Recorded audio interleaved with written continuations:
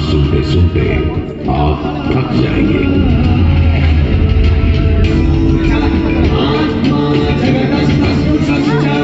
हमारी सभ्यता के सबसे पुराने और आधारभूत ग्रंथ ऋग्वेद के पहले मंडल में ही सूर्य का बखान करती है ऋचाएं, और सूर्य से मिली अग्नि से ही शुरू होती है ऋग्वेद की पहली ऋचा अग्नि, जो सूर्य के प्रकाश और ऊष्मा में थी। अग्नि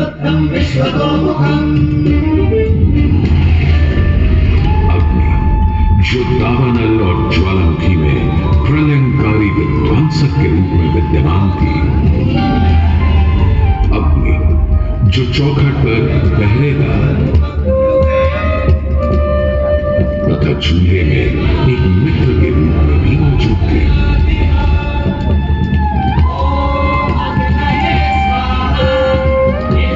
तभी तो भारत ही नहीं, पुरातन मिस्र में रा, दक्षिण अमेरिका में इंती, अफ्रीका में लीजा, फारस में अगी, चीन में चुराम, जापान में कालुत्सूची और कोजिन, तुर्की में अलाज, यूनान में हेफेस्टोस हेलिकोस और रोमनों में वाल्कैन और फीबस जैसे पौराणिक अग्नि स्वरूप देवों की कल्पना विद्यमान है।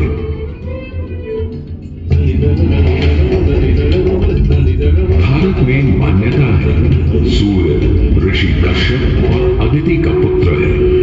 कहते हैं जब सूर्य की शादी विश्वकर्मा की पुत्री संजना से हुई तो संजना उसकी चमक से इतनी परेशान हो गई कि पिता विश्वकर्मा को छाया का निर्माण करना पड़ा, और तभी से चल रहा है सूरज की रोशनी के साथ धूप छांव का खेल। उन्होंने सूर्य के कुछ टुकड़े काटकर उसी से काट दिए थे भगवान विष्णु का चक्र, शिव का त्रिशूल, कुबेर की गदा और कार्तिकेय का भाला। इतना होने के बाद भी सूर्य बिना रुके अपने 7 श्वेत अश्वों के रथ पर आरूढ़ आकाश की परिक्रमा करता ही रहता है, करता ही रहता है। असल में हमारे मानव बनते और 2 पैरों पर खड़े होते ही हम समझ गए थे सूर्य का प्रचंड प्रताप और प्रकाश, उसकी जीवनदायिनी शक्ति हर पल बदलते संसार में, हर रात घटते बढ़ते चांद वाले आकाश में केवल एक सूर्य ही है जो हर रोज सही समय पर उदय होकर हमारी दुनिया को जगमग जागृत और जीवन कर देता है और हमें एक अवश्यंभावी स्थायित्व का आभास देता है।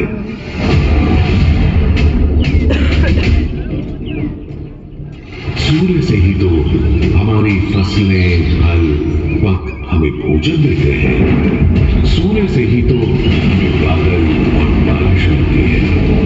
और सर्दियों में सूर्य जरा रूठा तो जीना दूभर हो जाता है।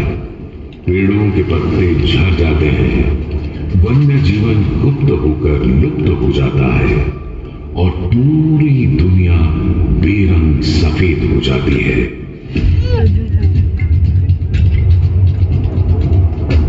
सूर्य ही तो सारे संसार को ऊष्मा, ऊर्जा और ओज से ओतप्रोत करता है।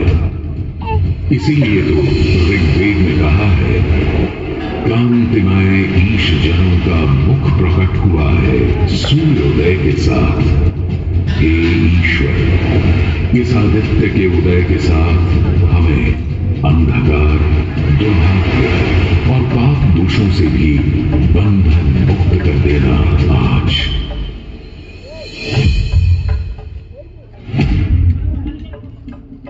और अगर ग्रहण के समय सूर्य कुछ क्षणों को लुप्त हो जाए तो सारे संसार में हाहाकार मच जाता है।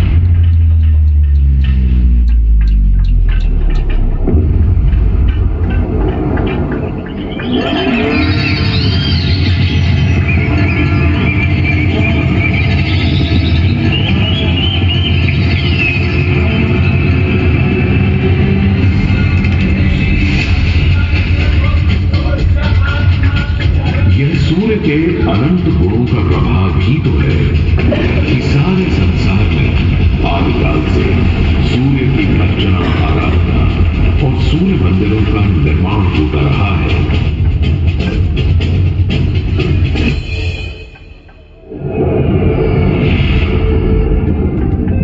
दक्षिण अमेरिका के इंका काल के सूर्य उपासना स्तूप, मिस्र के रामसेस मंदिर परिसर में स्थित सूर्य मंदिर,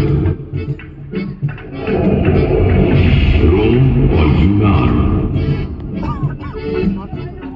चीन और जापान,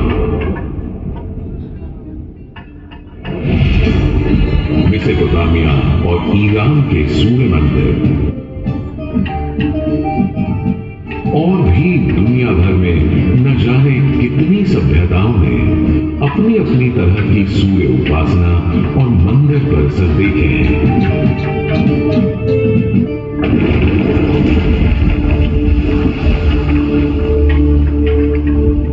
उत्तर में कश्मीर में बना मार्तंड मंदिर, जहां भारत भर के मंदिर परिसरों में सबसे विशाल है, तो पूर्व में ओडिशा का कोणार्क मंदिर सबसे वैभवशाली है। पूर्वोत्तर में असम और मणिपुर के सुंदर सूर्य मंदिर देखते बनते हैं, तो दक्षिण में तमिलनाडु, केरल, कर्नाटक आदि के सूर्य मंडल अपनी अलग छटा रखते हैं।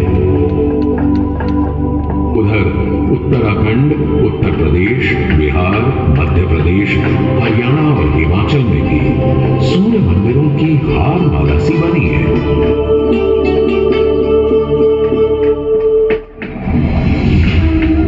किंतु यदि मैं कहूं कि देश के पश्चिम में अपने गर्वी गुजरात में, अपने इस मोढेरा में सदियों से स्थित आपके सामने खड़ा यह सूर्य मंदिर संसार का सबसे विलक्षण, विचित्र, वैविध्यपूर्ण, सुंदर, सुरूप, सुघड़ और सुघर मंदिर है, यह अतिशयोक्ति नहीं होगी।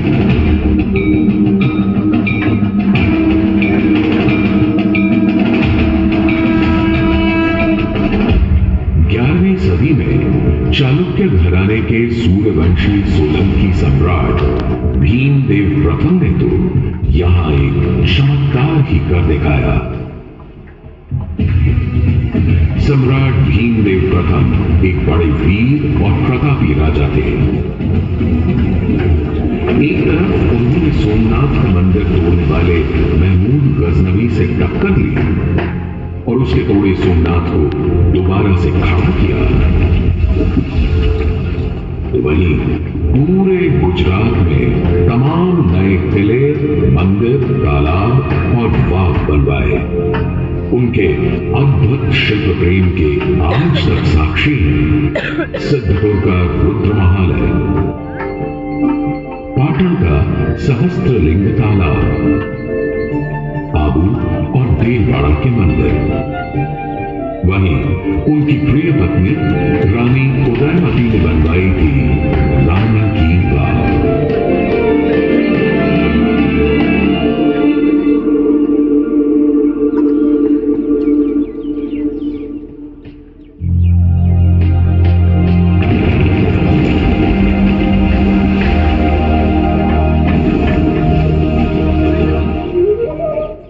किंतु इन सारे स्थापत्य और शिल्प के नमूनों से कहीं ऊपर था राजा भीमदेव का पुष्पावती नदी के किनारे सन 1026-27 में करवाया इस सूर्य मंदिर का निर्माण। मेहसाणा से 20 किलोमीटर दूर बने इस मंदिर में आज नदी भले थोड़ी दूर चली गई हो, पर मंदिर के ठीक सामने बना सूर्य कुंड इस सुंदर परिदृश्य में पानी की कमी खलने नहीं देता। सूर्य के प्रकाश पुंज और जल का यह खेल पूरे परिसर को तरंगित और झंकृत करता रहता है।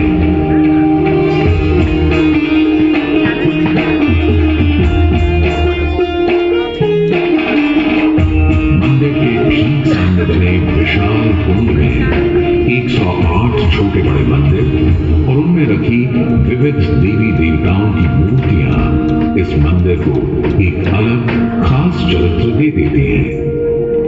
इसका एक और नाम है रामकुंड, और क्यों ना हो, जबकि यहाँ विस्तृत धर्मारण्य वन क्षेत्र में ही श्री राम ने मोढेरक का निर्माण करवाया था। इस कुंड के पानी में मंदिर इस तरह प्रतिबिंबित होता है कि लगता है मानो अग्नि और जल घुल मिलकर कोई खेल खेल रहे हों।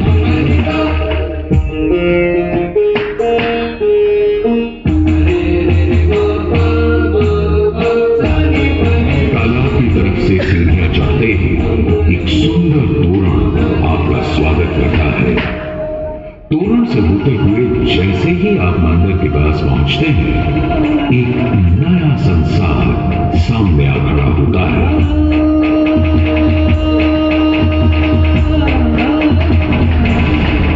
मंदिर के सभा मंडप के सोपान पर बने 12 खंभे साल के 12 मास दिखाते हैं, तो 12 आदित्य और 12 गौरी भी यहाँ पत्थर पर उकेरी गई हैं। सूर्य देव को समर्पित इस मंदिर में शिव, विष्णु और ब्रह्मा भी विद्यमान है, और इस मंडप के हर कोने में खड़े हैं 10 लोकपाल, यानी इंद्र, वायु, अग्नि और कुबेर जैसे देव। आज भी हजारों तीर्थयात्री यहाँ उत्तरार्ध महोत्सव मनाने और सूर्य को प्रणाम करने आते हैं। इस हेरिटेज साइट पर हजारों देशी विदेशी सैलानी भारत के इस सूर्य मंदिर को देखकर समझने, इसकी वैज्ञानिक पहेलियों को बूझने चले आते हैं। संसार और विशेषकर भारत में बने अधिकतर सूर्य मंदिरों की तरह मोढेरा के मंदिर को बहुत वैज्ञानिक सोच समझ से बनाया गया है। पूर्व पश्चिम धुरी पर पूर्वोन्मुखी यह मंदिर इस तरह रचा गया है कि विश्व पर्व के दिन, यानी उस दिन जब दिन और रात ठीक बराबर होते हैं, सूर्य की पहली किरण सीधे गर्भगृह में स्थापित सूर्य ब्रह्मा पर ही गिरती थी।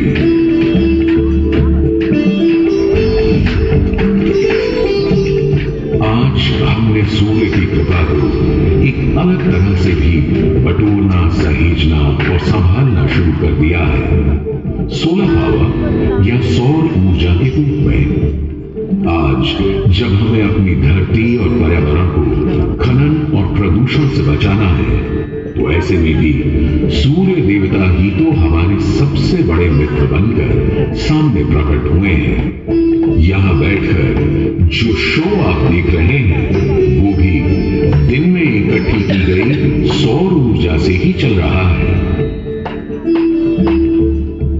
और क्यों ना हो, जब हमारा भारत प्रधानमंत्री आदरणीय नरेंद्र मोदी जी के प्रोत्साहन और नीतियों से दुनिया का चौथा सबसे बड़ा सौर ऊर्जा बनाने वाला राष्ट्र बन गया है।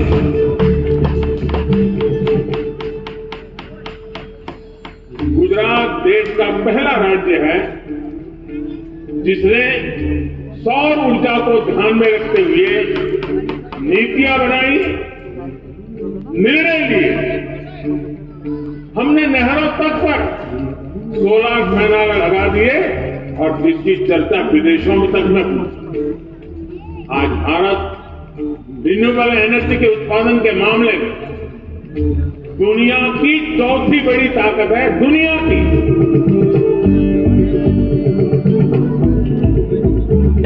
आज भले ही इस मंदिर से सूर्य की मूर्ति हट गई हो, पर सूर्य ने अपनी कृपा दृष्टि कभी हमारे संसार से नहीं हटाई।